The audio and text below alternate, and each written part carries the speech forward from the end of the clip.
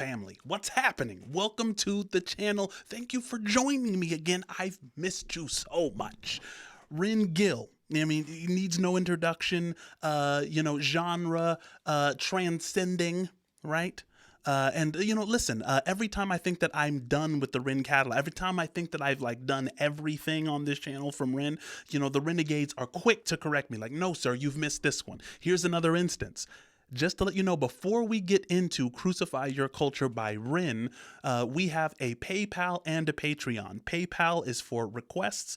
Obviously, I cannot do every request via PayPal. Otherwise, the channel becomes a jukebox. However, 85% of what we do on this channel is from patron requests, so I definitely appreciate that. You guys keep the channel going.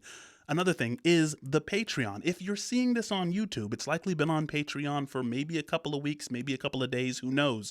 But Patreon is going to be the home of the vault. If something can't get through to YouTube because of copyright problems, blockages, whatever, that's going to be its home. And, if you want to see the behind the scenes stuff, I'm also going to be doing a Bible series, going through from the non-dual perspective, lots of stuff.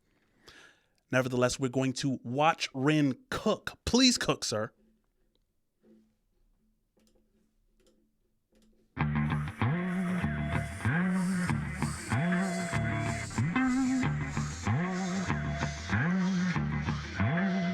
A murderer's mind, born into a murderous time, where right or wrong is a blurred line, hard to define. For greed is poison the well, we all drink from the chalice. It's a long way down into the rabbit hole, Alice. Now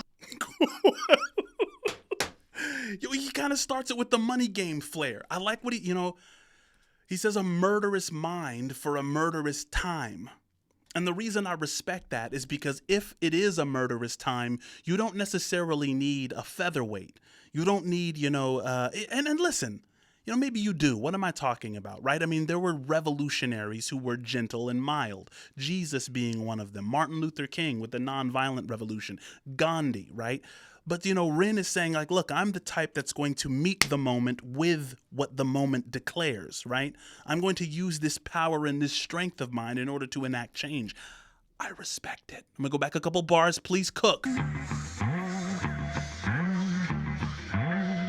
a murderer's mind, born into a murderous time, where right or wrong is a blurred line, hard to define. For greed is poison the well, we all drink from the chalice. It's a long way down into the rabbit hole, Alice. Now I crucify your culture, burn down the altar. Religion of consumerism picks us up like vultures, takes us for punks. They say jump, we jump. It's the same if it's Bush or Obama or Trump.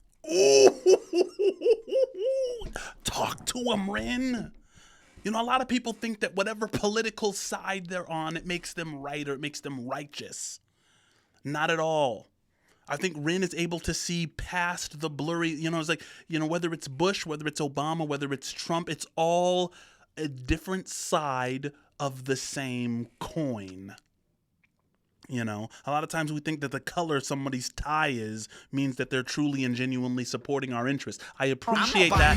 Punks. They say jump, we jump. It's the same if it's Bush or Obama or Trump. Facts. I'm not buying into a 1, 2, 3 party system. I rise against some illusions of choice. Take our voice or take back your rigged election system. Deficit represent nobody but your money. Funny how you keep them sweet, honey. Shepherds and the sheep, dummy. Someday they'll find a way to sell my views, like they sold the concept of freedom to you. They sold the voice of Huxley, of Orwell, Guevara, Dalai Lama. Now they're all just a product to you. Guys, it's almost unnecessary, right? Like Ren is, what I mean is me. Like when I'm watching Ren, I feel like he kind of makes the job of somebody who's trying to kind of pull the insights out of it. The insights are really on the surface with Ren. He's always doing the job of teaching.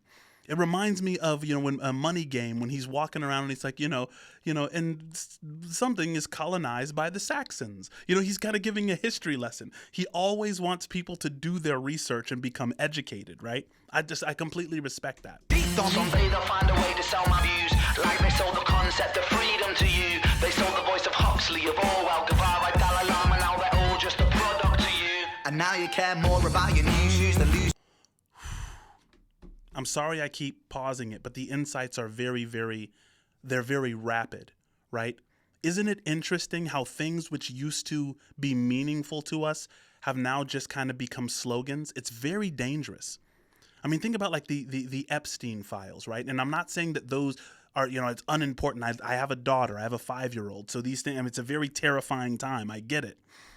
But, the word pedophile being thrown around, with such ease, just, sticking it to people who, we're far more ignorant than we pretend to be. And these words become meaningless when we just throw them around for no reason, and, what is the overall agenda of those who are pushing that tendency to use words where they don't belong, to start, call people Nazis because you don't like them, to call people commies because you don't like them, right? What are you trying to engender in us, right?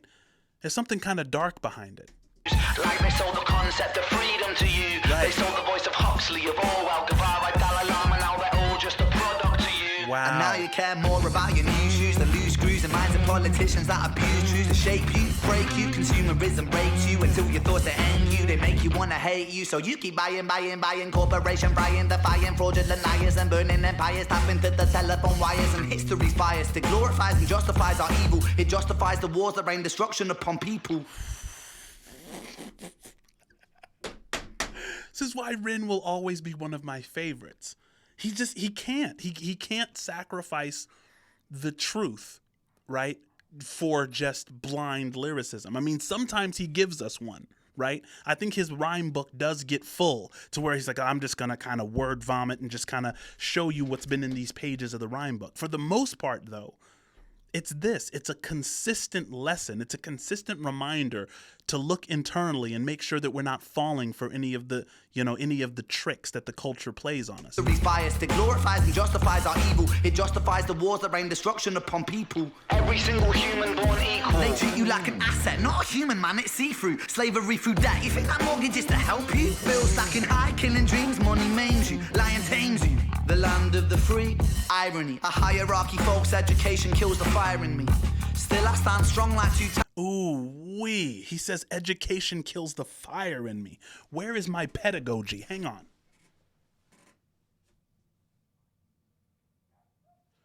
I lent out my pedagogy to my buddy Marcus.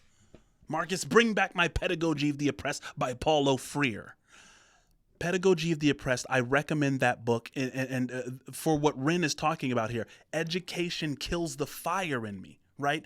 When education becomes a system for indoctrination, the society is hosed. It's just a matter of time, right? Education kills the fire. Still I stand strong like two towers that were knocked down by greedy men's thirst for power and now greed. Greed plants a seed that will destroy us all if we succumb to greed.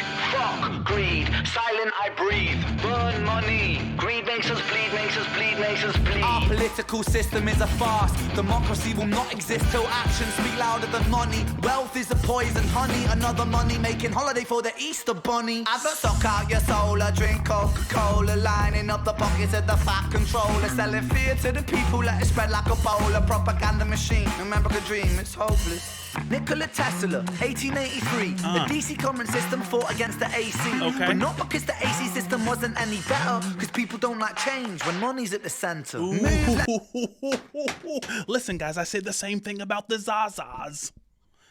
I smoke a little bit of weed, and by a little, I mean a lot.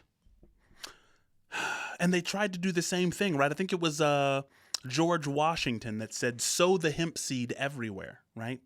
Because it was so useful. You could make hemp clothing. You could make concrete out of hemp, hempcrete. There was different lotions that had different healing capacities. The first Bible, the Gutenberg Bible, I think was made out of hemp paper. And it's still around today, that Bible. It was just so durable in all kinds of ways, which may have led to its becoming illegal because so many industries had to compete with what hemp could do, and everybody could grow it. It's not very difficult to grow. And not only is it not difficult to grow, but when you smoke it, man, do you come to realize that you don't need half of the crap that they're trying to sell you. I'm not going to get on my Terrence McKenna bandwagon here, but I think Ren is cooking. Just something to consider. The AC system wasn't any better, because people don't like change when money's at the center. Right. Move, let me enter from the epicenter. Poison parliamenter, who's the main contender? Oh, it's you, Mr. President. Evident that the counterintelligence is a hell of a prevalent.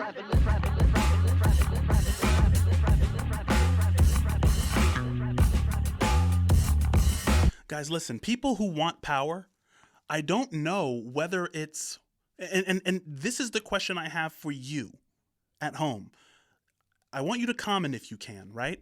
Because there's part of me that wants to say, I guess there's a dying revolutionary side of me. I'm not young anymore, right? I have a family, I have, bills to pay and everything like that.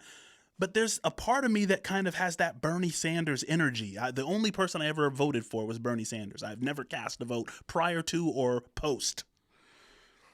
But, and not to say that I'm like a diehard Bernie bro either, but I still have that spirit in me of saying like, hey, you know what? We need to kind of, stick it to the millionaires and the billionaires and the greedy and all of this stuff. But then there's also this Terence McKenna side of me. Do some research on Terence, ethnobotanist. And he was just like, look, those who desire power are going to come together and they're going to make the world into more and more complicated objects until it all falls down. I'm not going to stop them from doing what is inevitable for them. How could you, right? The ego is its own monster. I mean, why would I get in the way of that? I'm just going to try my best to focus on my sphere of influence and to widen it, right? I